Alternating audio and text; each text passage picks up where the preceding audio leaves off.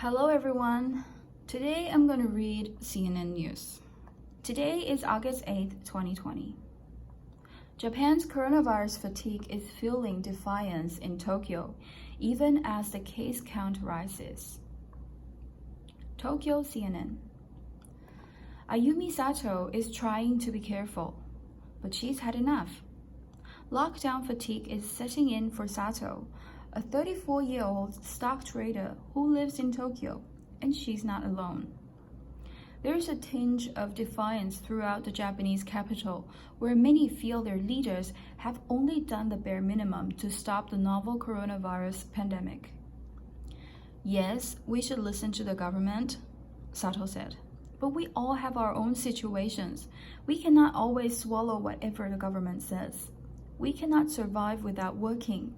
We cannot stop going out altogether. The increasing sense of dissatisfaction with the government's response to the virus comes as Japan appears to be on the brink of another major COVID-19 outbreak. For the past 12 days, the health ministry has recorded more than 900 daily infections, and Friday marked a new daily high of 1,601 new cases nationwide.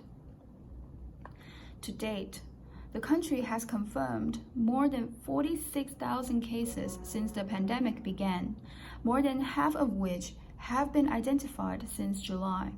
At least 1,062 people have died. Many of those cases are in Tokyo, the world's most populous city, where fears persist that an untraceable outbreak could quickly spiral out of control. For most of May and June, Tokyo managed to contain the number of new cases to fewer than 100 each day, but cases have steadily increased since then, hitting a single-day high of 472 new infections on August 1st. To date, more than 15,000 cases of COVID-19 have been identified in the Japanese capital. No new state of emergency. Authorities in Tokyo are convinced that many of the city's infections are happening when people go out at night. So they have requested restaurants and bars that serve alcohol to close at 10 p.m. to mitigate the risk of contracting the virus indoors. The government has also made a substantial financial commitment to battling the virus impact on people's livelihoods, pumping more than $2 trillion into the economy to stave off a collapse. Prime Minister Shinzo Abe said Thursday he would not call for a state of emergency, despite the fact that more infections are being identified now than during the first state of emergency in April, which it lasted for nearly 7 weeks. The situation is very different from that time, he said. We are not in a situation where a state of emergency needs to be issued immediately, but we will keep close eyes on it with a high sense of alert. But critics like 21-year-old university student Soma Izuka accuse Abe of shying away from leadership at a time when it's needed most. He should not think only about pushing the economy, Izuka said. If Abe, wants to keep the infection low and kickstart the economy, it is necessary to provide compensation for people stuck at home. People like Sato and Izuka say leaders need to either do more to focus on people's livelihoods and personal happiness, or abandon half measures and go all in on a lockdown. Many also argue the government is incredibly out of touch, pointing to a plan to spend $16 billion on travel subsidies to revive the tourism industry, at a time when cities across the country are struggling with a rising number of infections. Business owners under pressure. Those in the hospitality industry now face a tough choice: buck the government's 10 p.m. closure request to stay alive, a potential health risk to customer and staff, or follow the official advice and eat the loss in sales, even if it proves fatal to the business. Tokuharu Hirayama has kept his restaurant open throughout the pandemic, but the losses have been devastating. Sales slumped 95% in April compared to March, and though things bounced back slightly, business was down again in July.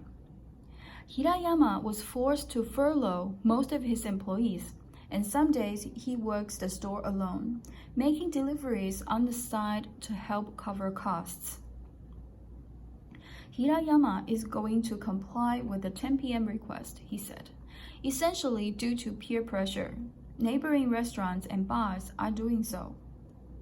Around here, people are very sensitive as to what other around them are thinking, he said. I didn't think it would be worth it to put up a fight. Kozo Hasegawa, however, isn't abiding. Hasegawa is the founder and CEO of Global Dining, which owns about 40 restaurants and stores in Japan. He's known in the industry as a risk-taking restaurateur and is widely admired for giving his employees a lot of freedom and autonomy, and then encouraging them to go independent once they gain experience at his company. Hasegawa said the pandemic has been a catastrophe for his business, which only survived because it was in good enough shape to receive a government loan to stay afloat. Like many other business owners, Hasegawa said he has applied to several loan programs that state-affiliated and private financial institutions offered as part of the government's economic relief package. He doesn't think the new government regulations to close at 10 p.m. are fair. The virus is not any more infectious from 10 p.m. to midnight, when the bar would have closed, Hasegawa said. So why not let customers decide? Luckily or unluckily, I was born a rebel, he said. I don't like that in Japan culture. They expect you to obey. We have a brain to think for ourselves, said Hasegawa, who plans to keep his restaurant open until midnight. Living with the virus. Hasegawa's comments on obedience refer to a Japanese culture norm known as jishuku, which translates to self-restraint. The belief is that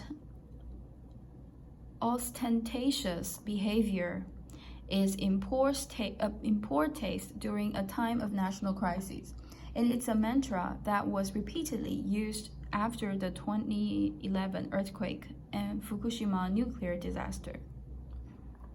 While Japanese culture may have a reputation as rule-abiding to the point of inflexible, it's important not to paint the entire society with such a broad brush, according to Kyle Cleveland, the director of the Institute of Contemporary Asian Studies at Temple University in Tokyo. We should be cautious about overgeneralizing from this and kind of defining culture in an Orientalist kind of way, in which we're thinking that there's something really